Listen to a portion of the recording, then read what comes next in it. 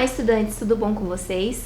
Eu sou a professora Isis e estou aqui para mais uma proposta dos embaixadores do futuro do programa Linhas do Conhecimento. Hoje nós vamos conhecer a relação diplomática do Brasil com um país de cultura riquíssima, assim como o nosso país. Eu vou mostrar algumas imagens para vocês. Vamos ver se vocês conseguem identificar de qual país nós iremos falar hoje. A primeira imagem, olhem lá na tela. Um prato típico da culinária deste país, com muita pimenta. Este se chama tacos. Próxima imagem, roupas coloridas, chapéu, dança, tudo isso faz parte deste país. Próxima imagem. Você já deve ter visto em algum filme este grupo, se chama mariachis, um gênero musical muito comum neste país. E aí, já deu para saber qual é o país? Vamos seguir em frente? Este rosto não é estranho, não é mesmo? Você já ouviu falar na Frida Kahlo? O país de seu nascimento é o país que trataremos hoje na nossa aula. Caveiras coloridas e pintadas. E o último, com certeza você já deve ter visto algum episódio na televisão. É o Chavo, como nós conhecemos Chaves. Essa turma muito engraçada também é deste país que trataremos hoje. E aí, já sabe? Falaremos hoje sobre as relações diplomáticas do Brasil e o México. E aí, prontos para decolar? Próxima parada, México.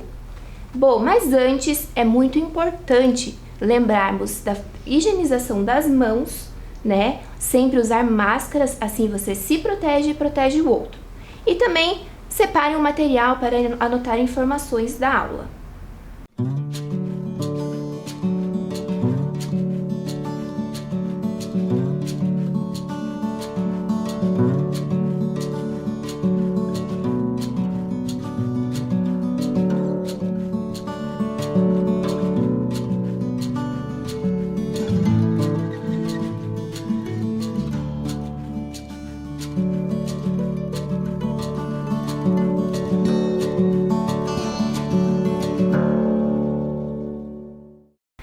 A bandeira do México possui 3 cores dispostas verticalmente. A primeira, o verde, branco e o vermelho. No centro há um brasão, com uma águia em pose de luta pousada em um cacto, e com o bico ela segura uma cobra que tenta picá-la. Essa simbologia vem lá do tempo dos astecas, povos que já moravam lá naquela região. Eles acreditavam que um deus daria esse sinal para eles do local onde eles deveriam fundar a cidade. Então eles vagaram durante 200 anos, até que encontraram este sinal, a águia em meio a um lago, e foi ali que eles fundaram sua cidade chamada Tenochtitlán. O México está localizado na América do Norte. Faz fronteira com os Estados Unidos da América, Guatemala e Belize. Seu território é de 2 milhões de quilômetros quadrados, aproximadamente 1/4 do território brasileiro. Os Estados Unidos mexicanos possuem um sistema presidencialista democrático. O atual chefe de Estado é o presidente Andrés Manuel López Obrador. A moeda oficial do país são os pesos mexicanos. E o idioma falado lá é o espanhol. Os mexicanos são muito ligados à religião católica e a padroeira oficial do país é a Nossa Senhora de Guadalupe. São muito ligados também à família. A capital do México é a Cidade do México, uma das cidades mais antigas da América. O Zócalo, ou Praça Maior, é o ponto mais importante. Reúne prédios históricos, igrejas e também tem restos das construções antigas dos astecas. Lá é onde também se encontra a sede oficial do governo mexicano. Este é o Ángel de la Independencia. Está localizado no Passeio de la Reforma. Ele foi erguido em comemoração ao centenário da independência do México. Vamos assistir um tour virtual pela Cidade do México?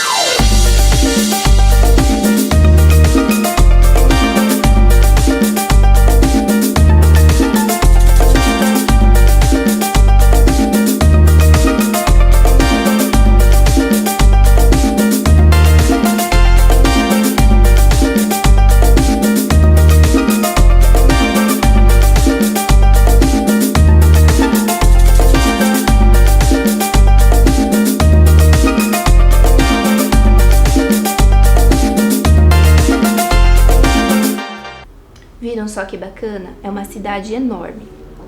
O próximo local que vamos conhecer se chama o estado de Oaxaca. É um lugar que possui alma indígena, que podemos ver em suas construções, trajes típicos, artesanato. Tudo isso se mistura lá com os povos indígenas que moravam na era pré-colombiana e também se misturou com a colonização espanhola. É neste local que a gente pode perceber alguns trajes mais típicos mexicanos que costumamos ver na televisão. Como curiosidade, é neste local que se encontra a árvore mais larga do mundo. Se chama Del Tulli e ela tem mais de 2.000 anos de idade. Próximo local de destaque é Cancún, uma ilha estreita e comprida. De um lado, banhada pelo mar do Caribe, e de outro ele forma um lago com o continente. Mas o grande destaque é para a península de Yucatán, que possui uma herança dos povos maias que viveram lá há mais de 3.000 anos atrás. Podemos mostrar como destaque Chichén Itzá, que tem a pirâmide maia e também o cenote sagrado. Próximo local, Acapulco, praias que são protegidas pelas montanhas tropicais. Local de muito destaque, porque já apareceu em alguns filmes e séries, como por exemplo em Chaves. Neste local também está localizado o Porto Mexicano. Bom, vamos falar agora então um pouco sobre as relações diplomáticas do Brasil com o México. A Embaixada do Brasil no México fica na capital, Cidade do México. Está localizada em uma casa histórica que pertenceu a um ex-presidente mexicano. Brasileiros que estão lá no país a passeio ou então que fixaram residência e que necessitaram de algum apoio podem procurar a embaixada, ou então mexicanos que possuem interesse em vir ao Brasil ou até mesmo conhecer a cultura de nosso país também podem procurar a embaixada. O atual embaixador é Maurício Carvalho Lírio. Ele nasceu no Rio de Janeiro, possui formação em comunicações sociais e também em relações exteriores. Ganhou um prêmio por primeiro lugar no Instituto Rio Branco, formação para embaixadores. Lá no México também, que faz parte da Embaixada Brasileira, tem o Centro Cultural Brasil-México. Foi inaugurado em 1975. Neste local, mexicanos que possuem interesse em aprender o idioma português podem ir lá. Também é um local que oferece exibição de filmes brasileiros, exposição de artistas mexicanos e brasileiros. Tudo que envolve a nossa cultura. Este é o principal objetivo do Centro Cultural. Ele também possui uma biblioteca, a maior do México, especializada em autores brasileiros. Esta é a Embaixada do México no Brasil. Fica no setor de embaixadas na asa sul de Brasília. É uma construção dos 3 principais arquitetos mexicanos, de 1976.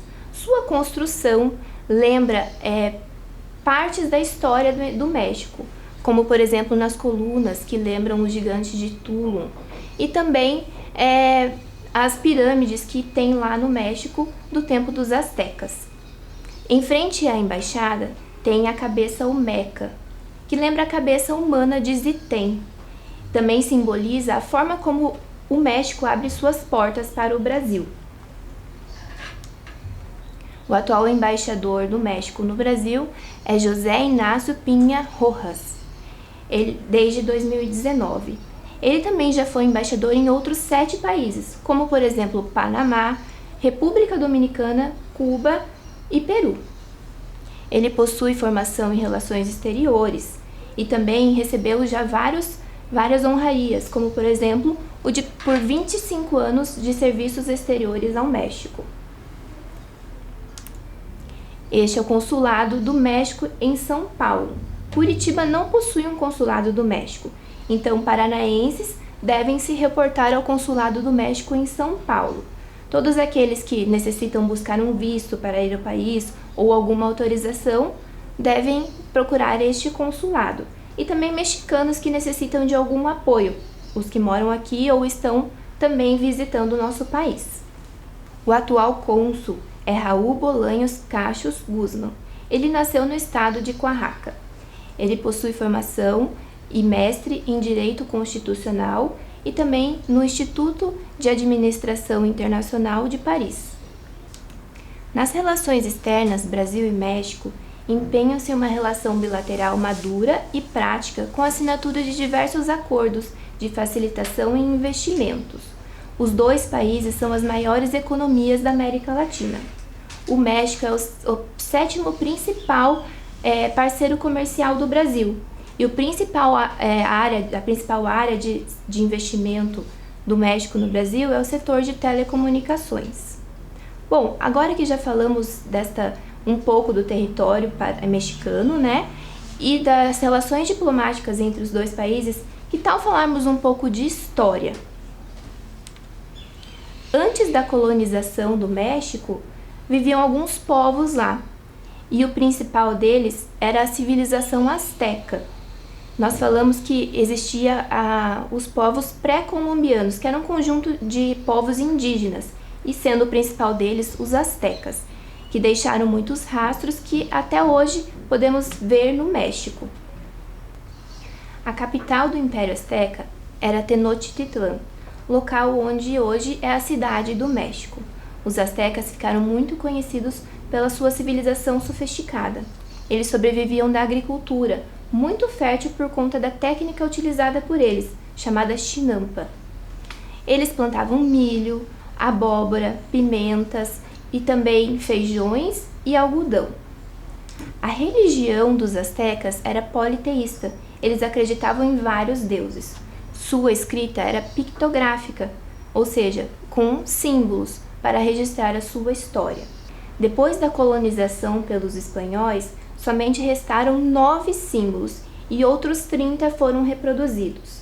O idioma falado por eles era o Nahuatl, entre outros idiomas que existiam nessa época dos indígenas. Eles também possuíam um calendário preciso do ano solar, já com 365 dias. Os médicos astecas podiam consolidar ossos e também fazer obturação em dentes.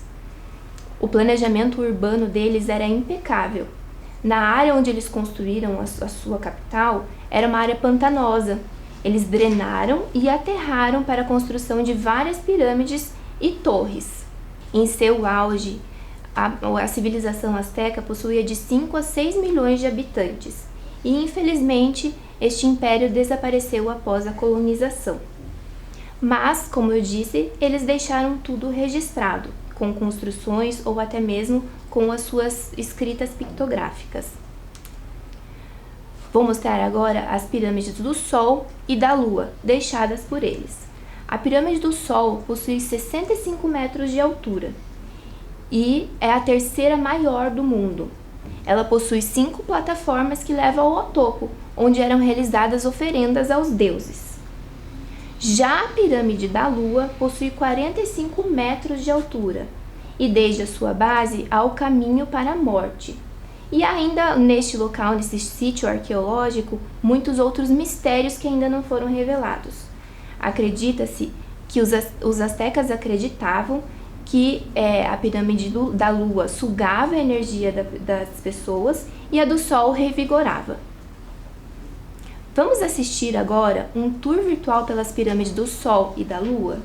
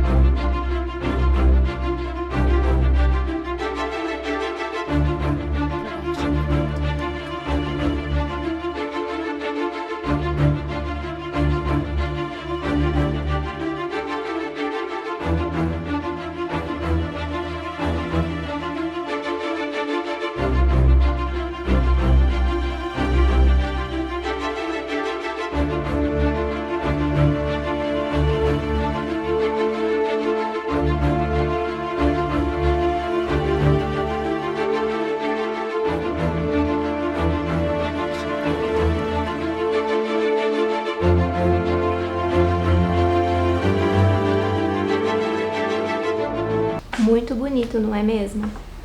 Próximo local fica no centro da cidade do México. São as ruínas do Templo Maior de Tenochtitlan. Lá é resquícios do principal templo dos astecas.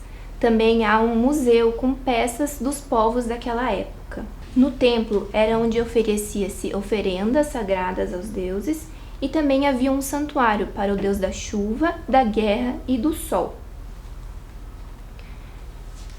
Agora, vamos conhecer algumas personalidades mexicanas que marcaram história? A primeira delas, que a gente já viu lá no começo, a famosa Frida Kahlo. Você conhece a história dela? Frida teve uma vida repleta de dificuldades. Ela cresceu em uma casa azul com seus pais e suas irmãs. Quando criança, ela ficou muito doente e ficou de cama por um tempo. Seu pai era pintor e ensinou-a a usar o pincel. Então ela fazia o que mais gostava, ela pintava muito. Já quando adulta, Frida infelizmente sofreu um acidente, a que novamente a deixou de cama. E aí ela ficou um tempo sem andar.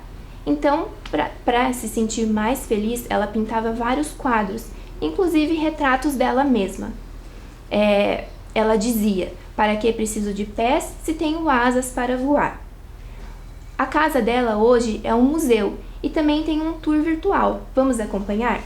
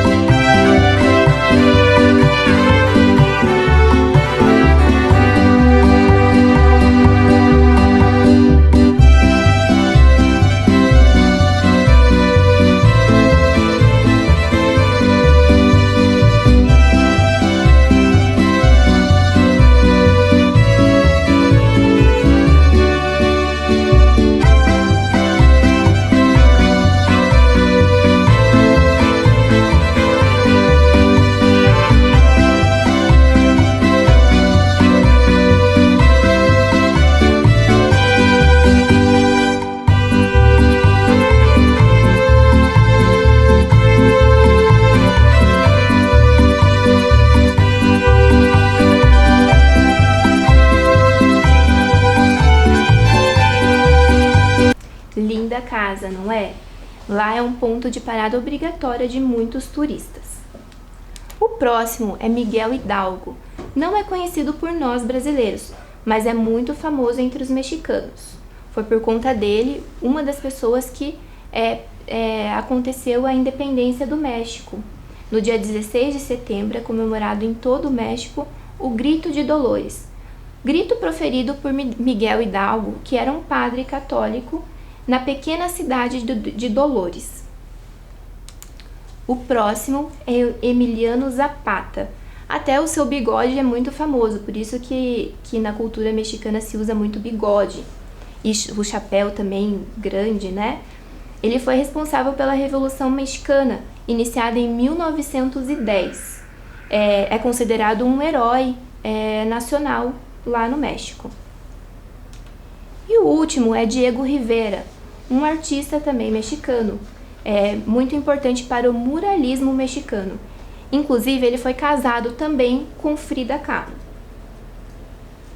Agora me digam, vocês já ouviram falar ou já assistiram alguma novela mexicana? Lembra de alguma delas que você tenha assistido?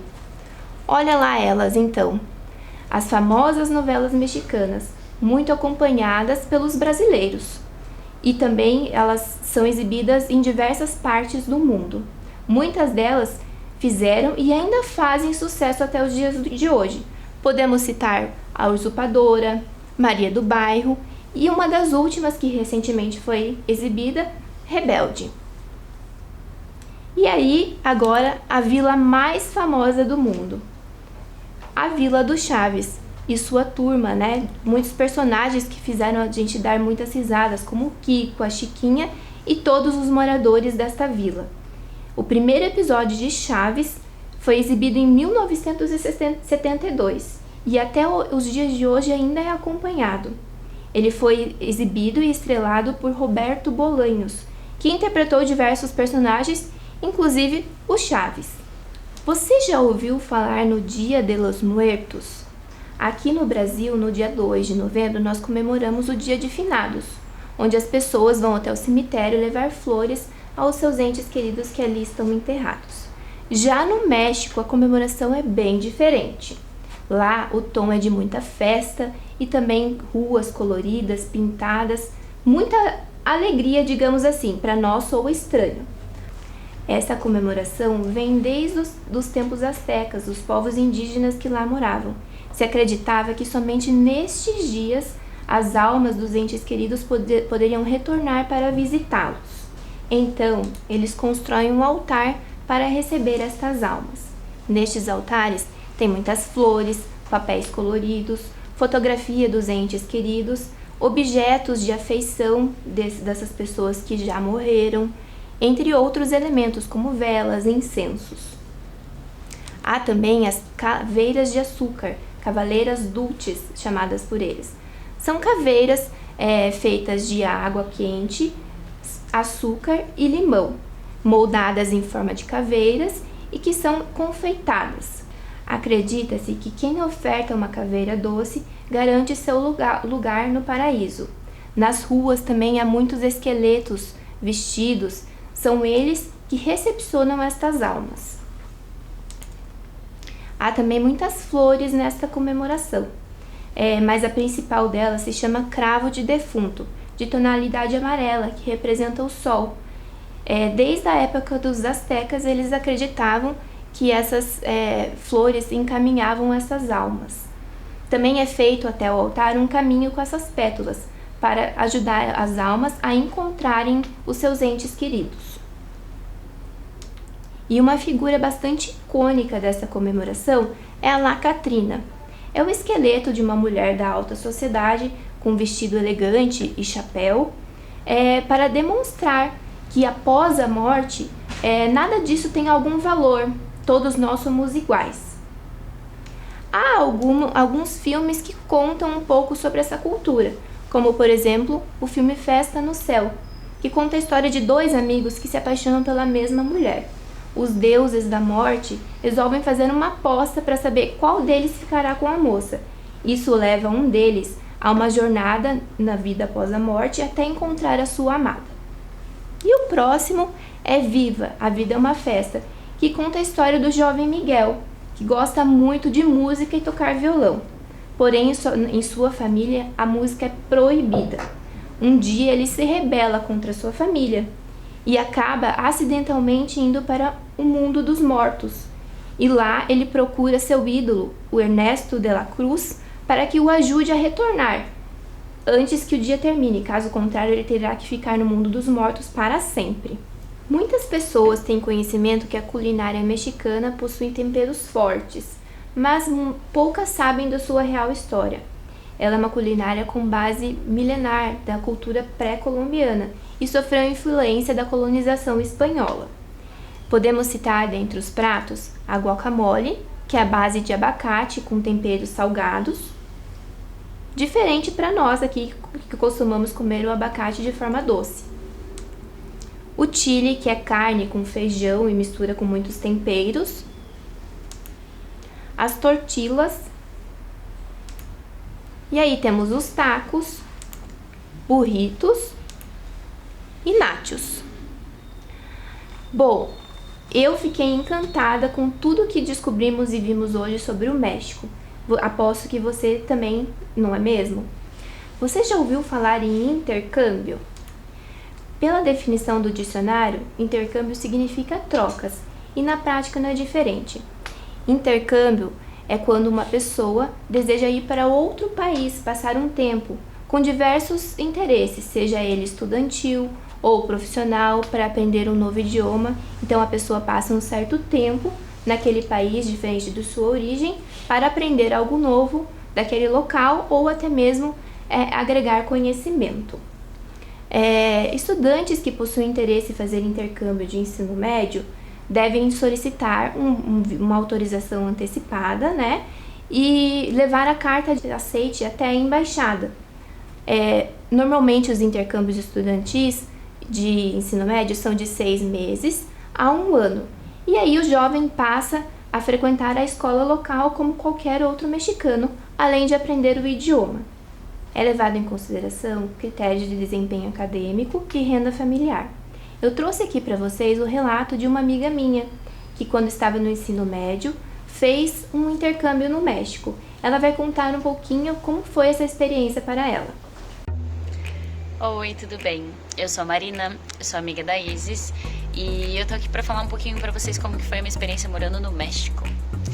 Então, eu tinha 17 anos de idade, eu participei de um programa de intercâmbio do Rotary Internacional.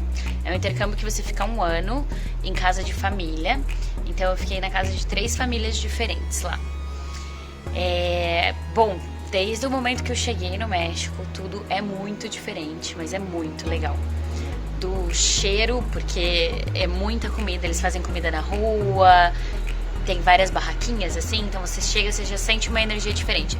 As pessoas andando de um lado pro outro, as barraquinhas de comida, a arquitetura é diferente.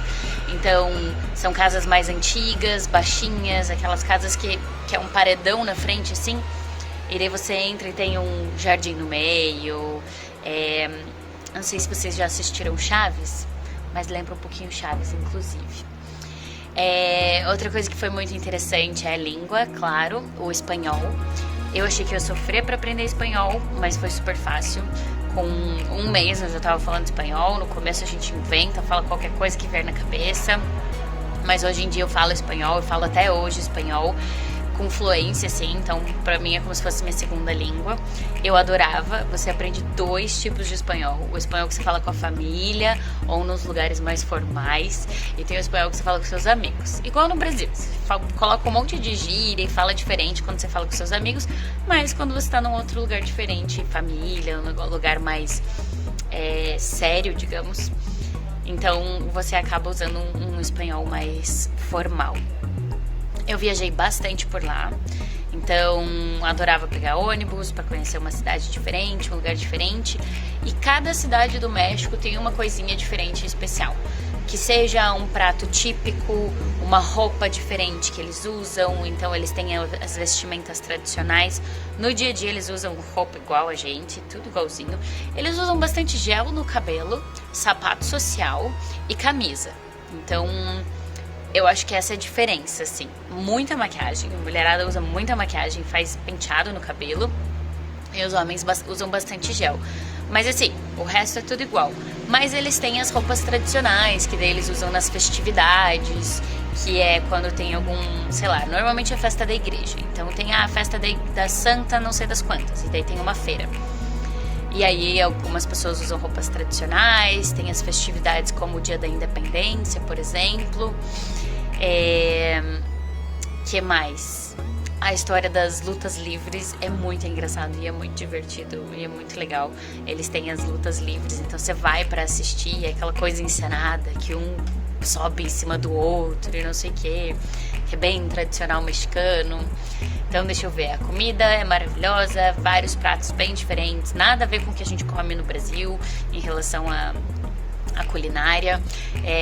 As roupas, as vestimentas são isso que eu falei, tem as vestimentas tradicionais, tem as feiras, tem as atividades culturais.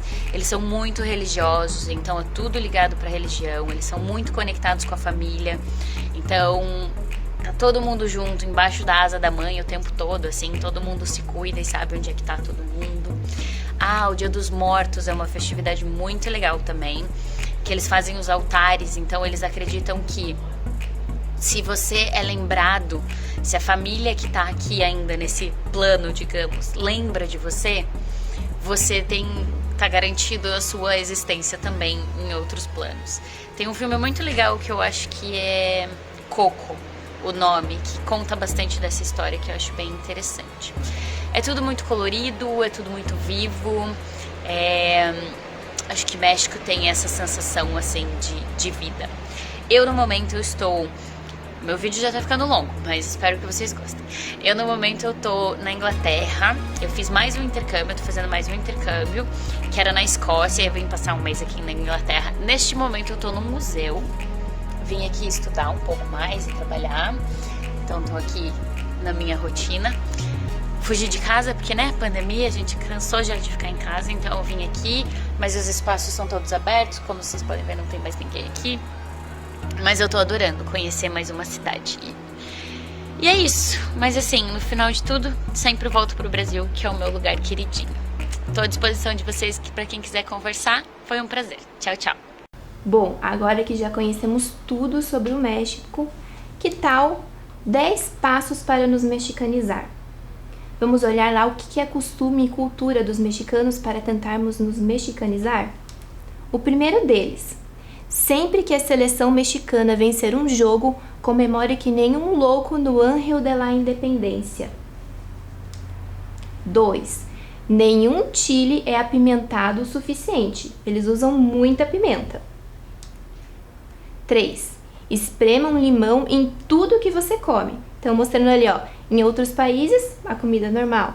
E no México ali, muito limão. 4. Você nunca estará velho demais para tentar dar um golpe em uma piñata. 5. As 3 coisas mais importantes na sua vida: mamá, que é a mãe, a Seleção Nacional de Futebol e a Virgem de Guadalupe, que é a padroeira do México. 6. Diga ahorita, algo entre agora mesmo e nunca, ao invés de a hora, pelo menos 3 vezes por dia. Sabe quando você fala, quando alguém te pede alguma coisa e você fala assim, já vou, tô indo, e nunca vai? É como se fosse esse ditado para eles, ahorita. 7. Cante manhanitas em todo aniversário. Então é costume para nós cantar o parabéns para você. Para os mexicanos, eles cantam manhanitas. 8. Faça siesta após o almoço, ou seja, tirar uma soneca logo após o almoço. É muito comum para eles isso lá. 9. Passe gel no cabelo. Como a Marina falou, eles passam muito gel no cabelo. 10. Coma abacate salgado e tortilhas em todas as refeições. Muito comum para eles também. Vamos fazer agora um paralelo? Se alguém te perguntasse quais são os 10 passos para se curitibanizar? Cada local possui uma cultura, né? Lá no México é um e aqui é outro. Então, quais seriam os 10 passos para você se curitibanizar? Se alguém te perguntasse como faz para se curitibanizar, o que você falaria para essas pessoas? Eu vou te dar um tempinho para você pensar em alguma coisa aí.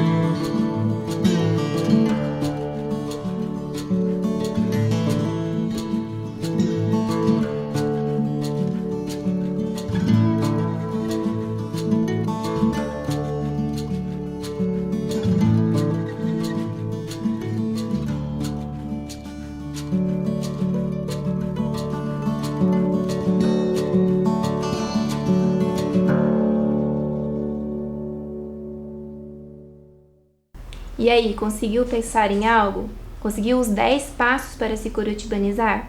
Eu pensei em algumas aqui e eu vou ler para vocês. O primeiro deles, comer pinhão. Muito tradicional pra gente aqui, não é mesmo? 2. Fale piá e guria. 3. Fale leite quente, sempre com palavras com E no final, né, enfatizado. 4. Carregue sempre uma japona e guarda-chuva. Nunca se sabe quando vai precisar, não é? 4. Visite a feirinha do Largo da Ordem aos domingos. Tradicional também pra gente aqui, não é? E aí, o que mais que você chegou a pensar? Tem algo mais que você acha tradicional da nossa cultura? Muito legal a gente fazer esse paralelo, né? Conhecer a cultura de um outro local e perceber que nós também temos nossos costumes e cultura. Bom, eu espero que vocês tenham gostado da proposta de hoje. Infelizmente, a nossa aula está chegando ao fim. Espero que vocês tenham aproveitado e aprendido muito sobre a cultura do México. Tchau, pessoal, até a próxima!